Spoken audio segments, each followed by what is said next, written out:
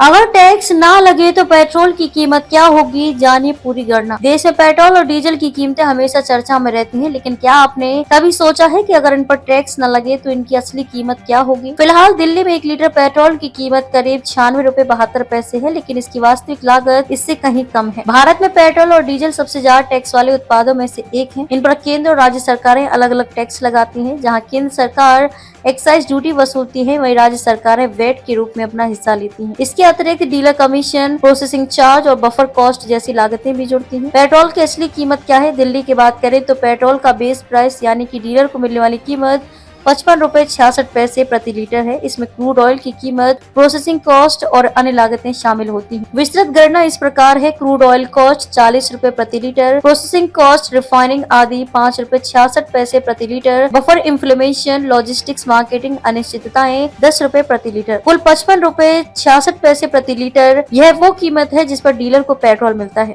अब इस पर जोड़ें केंद्र सरकार का एक्साइज ड्यूटी, राज्य सरकार का वैट, डीलर का कमीशन, फाइनल रिटेल वैल्यू 96 रुपए 72 पैसे प्रति लीटर दिल्ली में। यानी कि केवल टैक्स और चार्ज जोड़ने से पेट्रोल की कीमत 41 रुपए 6 पैसे बढ़ जाती है। टैक्स का प्रभाव और राज्यों का फर्क: भारत में सभी राज्य अपने अपने हिसाब से वैट की दरें तय करते हैं। यही कारण है कि कहीं पेट्रोल महंगा मिलता है और कहीं थोड़ा सस्ता। उदाहरण के लिए मुंबई, हैदराबाद, बेंगलुरु जैसे शहरों में पेट्रोल की कीमतें दिल्ली से अधिक होती हैं, क्योंकि वहाँ राज्य सरकार का टैक्स ज्यादा है। ये भी ध्यान देने योग्य है कि पेट्रोल, डीजल अब भी जीएसटी के दायरे में नहीं आते हैं। अगर कभी इन्हें जीएसटी के तहत लाया गया तो इनके दामों में बड़ा अंतर आ सकता है। ग्राहकों के लिए क्या मायने रखता है ये आंकड़ा? आम उपभोक्ता जब पेट्रोल पंप पर 96 रुपए से 100 रुपए प्रति लीटर भुगतान करता है तो वास्तव में वह उसमें से लगभग आधी राशि टैक्स के रूप में दे रहा होता है। वास्तविक लागत बहुत कम होती है, लेकिन सरकारों के टैक्स स्ट्रक्चर और अन्य चार्ज मिलाकर यह भारी हो जाता है। पेट्रोल की कीमत में सबसे बड़ा हिस्सा सरकारी टैक्स और शुल्क का है। यदि इन टैक्स को हटा दिया जाए तो पेट्रोल 55 से 60 रुपए प्रति लीटर मिल सकता है। हालांकि ये व्यवहारिक रूप से संभव नहीं है, लेकिन ये जानकारी जरूरी है ताकि उपभोक्ता ये समझ सकें कि वह किस चीज पर कितना खर्च कर रहे हैं।